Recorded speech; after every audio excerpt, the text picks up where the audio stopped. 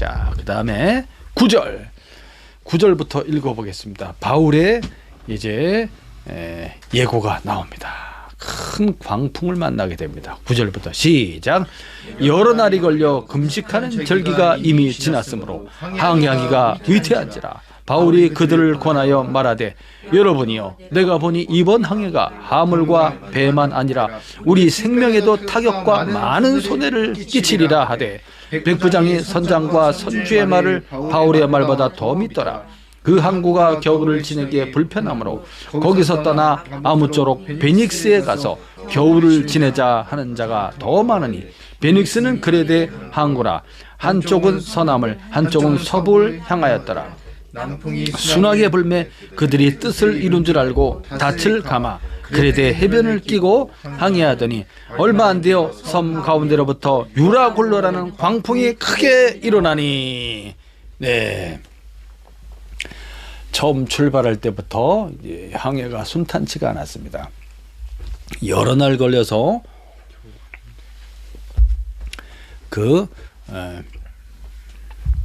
어디였습니까?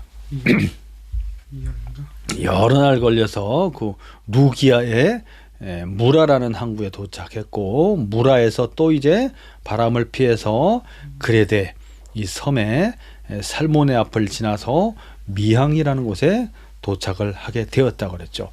미항에서부터 서쪽으로 이제 좀 떨어진 곳에 베닉스라는 좀 더 겨울을 보내기에 큰 항구가 있습니다. 여기에 가려고 했던 거예요. 여기로 가려고 하다가 유라굴로라는 어마어마한 태풍, 허리케인, 폭풍이죠. 폭풍. 성경에서는 광풍이라고 표현하고 있어요. 광풍, 미친 태풍이 아주 그냥 어마어마하게 거센 강력한 폭풍을 만나게 되는 것입니다. 지형적으로 그런 폭풍이 일어나게 되는 거예요. 왜냐하면 이 그레데라는 이 섬이 길쭉한데 밑에 3페이지에 보면 그레데 섬이 길쭉하죠. 길쭉한데 여기가 해발 2100m에 이르는 아주 높은 산맥이 동서로 쭉 있어요. 이 산맥이, 이 그레데 이 섬이. 그러다 보니까 북쪽에서부터 이제 바람이 불어오죠. 북풍이. 북동풍이 북쪽에서부터 불어오고 그 다음에 남쪽에서부터 남풍이 올라옵니다. 남풍이. 그러면서 이 큰 2100m에 달하는 높은 산맥에 서로 부딪히는 거예요. 북동풍과 그리고 남풍이 딱 만나면서 이게 그냥 태풍으로 돌변하게 되는 거죠. 그게 바로 유라굴로입니다. 유라굴로. 유라굴로의 이제 말을 뜻을 보면 이제 유라스, 동풍이라는 뜻이고요. 그 다음에 아킬로라는 말이 북풍이라는 뜻이에요. 북풍. 그래서 동북풍을 말합니다. 동북풍, 유라굴로. 동북풍의 강한 바람이 이제 일어나게 되게 된 것입니다. 자, 그다음 그래서 9절부터 우리가 읽어봤죠. 여러 날 걸려 금식하는 절기가 이미 지났다. 이 금식하는 절기는 언제냐면 속죄일을 가리킵니다. 속죄일. 그래서 유대인들의 달력으로는 7월 10일이 되겠습니다. 7월 10일. 속죄일이 되겠는데 이게 이제 태양력으로 하면 그 당시에 10월 5일경이 된다고 합니다. 10월 5일경. 그래서 11월 달부터 이제 다음에 3월 달까지는 겨울철이에요. 겨울철이 되면 이제 폭풍이 자주 불기 때문에 항해를 중단합니다. 보통. 근데 이 당시 시간이 이제 금식하는 절기 속죄일이 지났으니까 한 10월 5일경이 되게 되니까 좀 있으면 겨울이 오게 되는 거죠.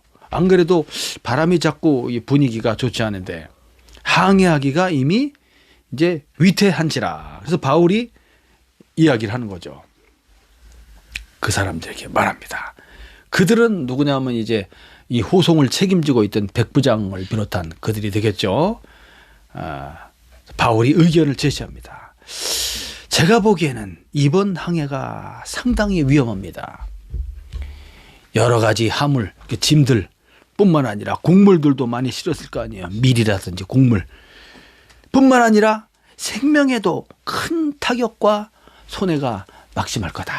이렇게 바울이 경고를 하고 나섰습니다. 그랬더니 백부장이 바울 말을 안 듣는 거예요.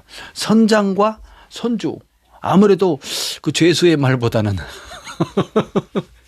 오랜 그런 경험을 갖고 있는 선장과 선주의 말을 더 들은 거예요. 선장과 선주는 이제 배 주인이지, 배 주인.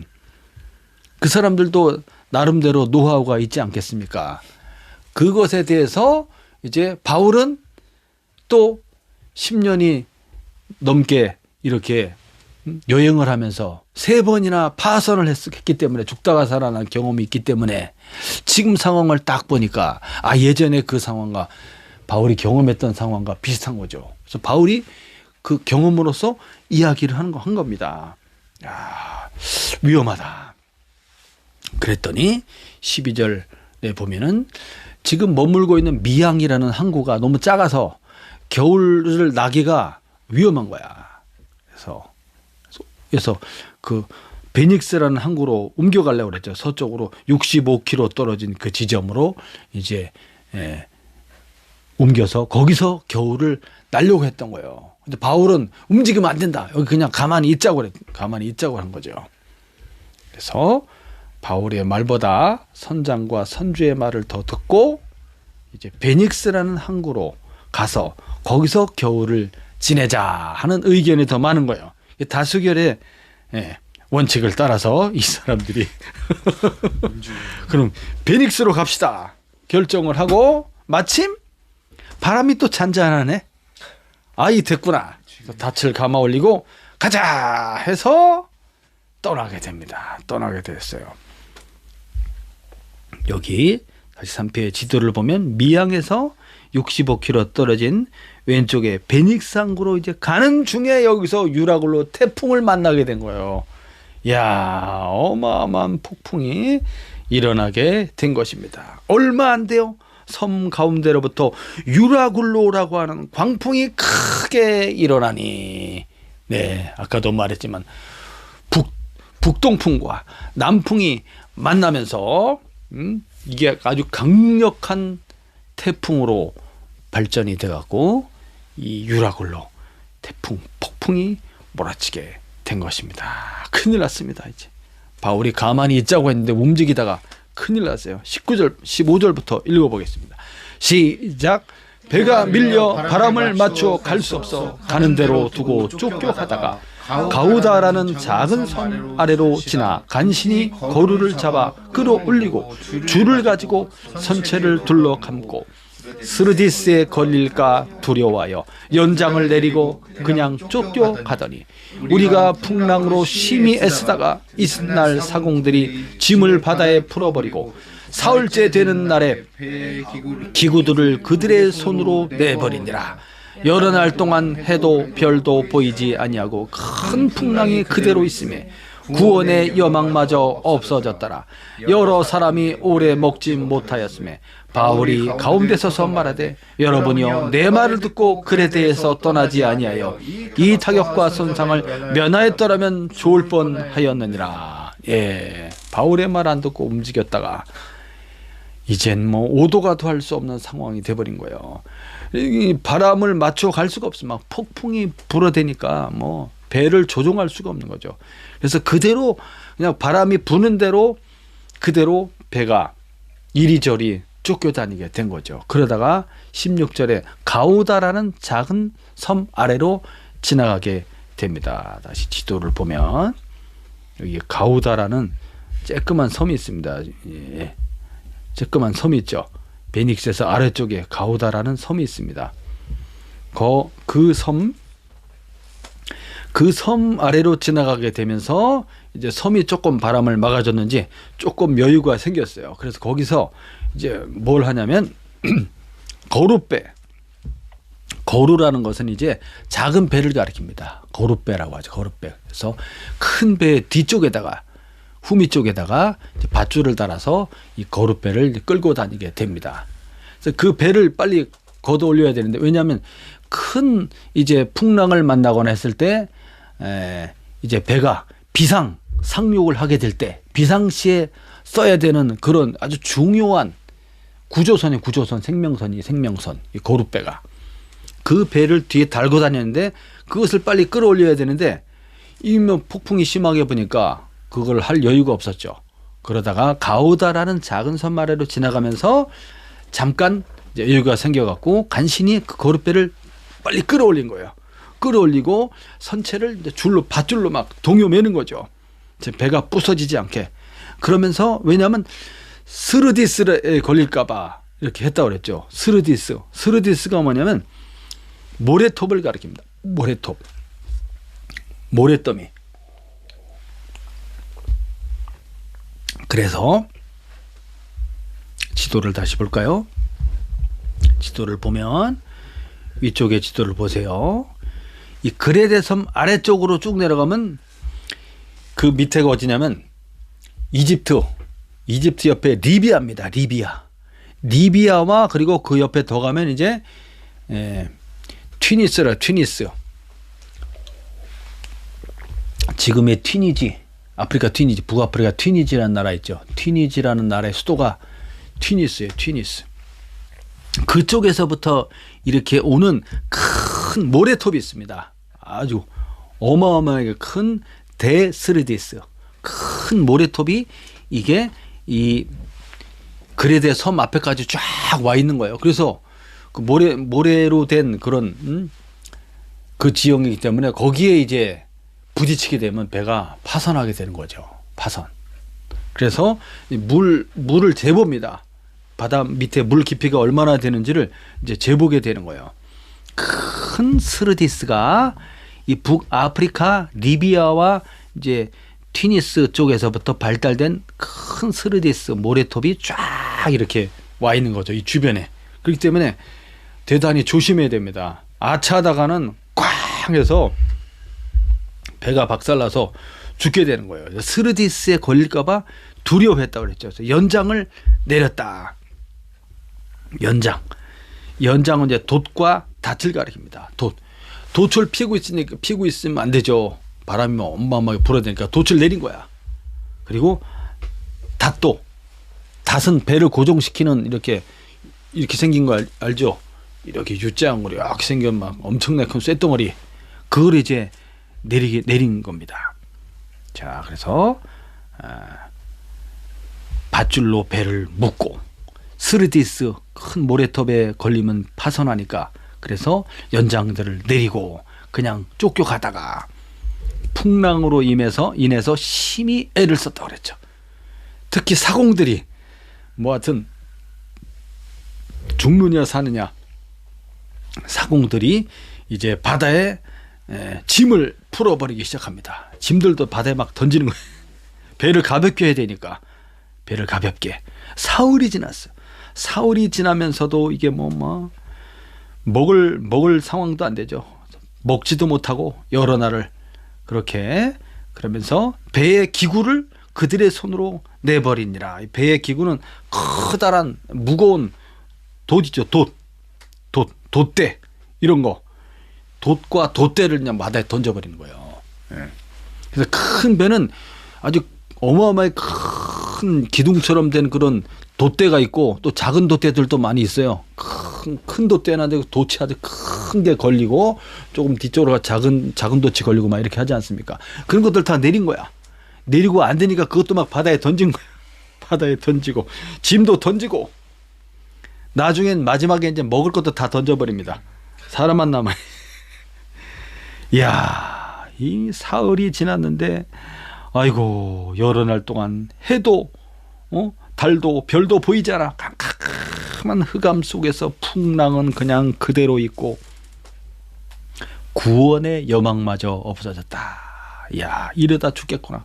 그러니까 사람들이 그냥 간신히 죽지 않을 만큼만 조금 먹은 거예요. 앉아서 밥 먹을 시간도 없어. 배가 막 이렇게 언제 죽을 줄 모르니까 얼마나 위험합니까? 야, 그런 가운데 바울이 또 한마디를 하죠. 여러분들이요, 내 말을 들었으면 얼마나 좋았겠습니까?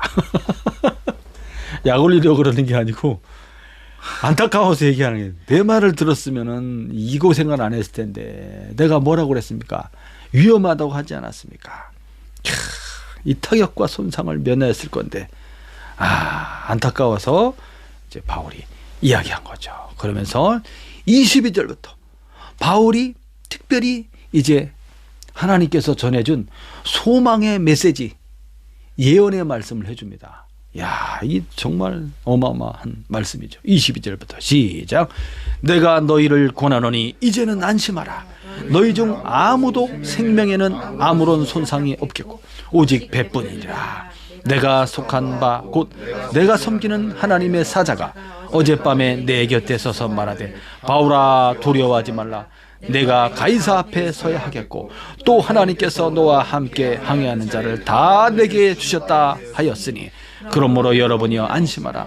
나는 내게 말씀하신 그대로 되리라고 하나님을 믿노라. 그런즉 우리가 반드시 한 섬에 걸리리라 하더라. 이야, 바울 사도가 사람들이 바울의 말에 이제 귀를 기울이기 시작했어요. 야, 저 사람이 진짜 한 말이 맞았네. 응? 어찌 됐든 간에 맞았어, 저 사람이 한 말이. 근데 바울이 이야기를 하는데 메시지를 전합니다.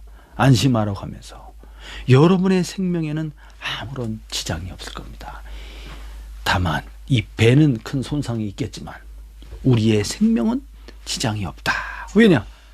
하나님께서 그의 천사를 보내갖고 어젯밤에 나에게 말씀해 주셨습니다. 그 내용을 쭉 설명해 주는 거예요. 설명해 줘. 왜냐? 바울은 반드시 로마 황제 앞에 서야 될 사람이에요. 지금 죽으면 안 돼요. 지금 죽으면 안 돼. 그래서 바울을 로마 황제 앞에 세워야 되기 때문에 반드시 살려야 되는 겁니다. 잘못된 결정을 통하여 이렇게 위기에 빠졌지만 하나님께서 바울을 반드시 구원해 주실 뿐만 아니라 여기 함께 타고 있는 이 사람들 276명입니다. 여기 함께 타고 있는 이 사람들까지도 다 바울 때문에 다 살게 되는 거예요. 그래서 바울이 그 사람들의 생명을 그 사람들을 바울에게 주셨다 이렇게 표현하고 있습니다. 너와 함께하는 항해하는 자를 다 내게 주셨다. 이 주셨다라는 말은 선물을 가리킵니다.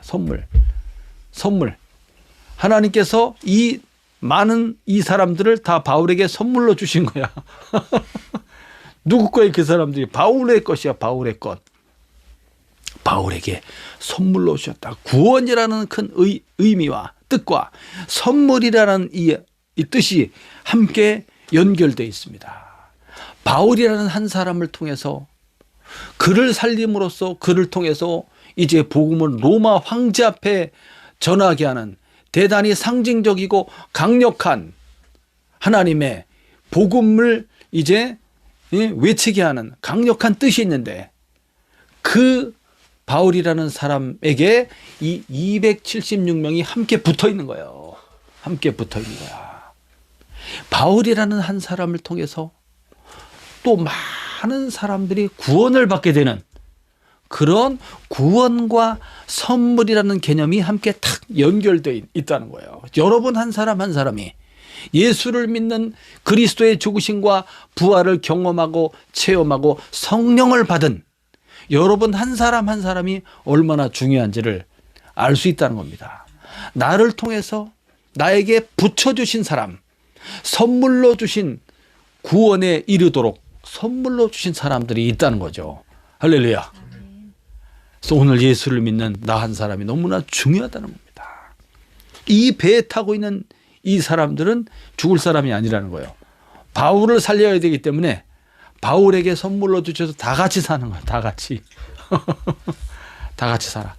이러한 큰 놀라운 기적을 통해서 여기서 죽지 않고 건짐을 받은 이 사람 중에 바울이 전하는 복음을 통해서 복음 전도를 통해서 예수님을 믿는 사람들이 또 생겨났다는 것은 우리가 짐작해 볼 수 있습니다. 짐작하는데 어렵지 않습니다. 예. 자. 너와 함께하는 자를 다 내게 주셨다. 선물로 주셨다. 이렇게 말씀하셨고 나는 내게 말씀하신 그 하나님의 말씀대로 그대로 될 것을 믿습니다 하면서 바울이 신앙 고백을 하는 거죠. 내게 말씀하신 대로 내가 믿는 하나님이 보내신 그 하나님의 천사가 말해준 대로 하나님께서 예언해 주신 대로 그대로 될 것을 믿습니다.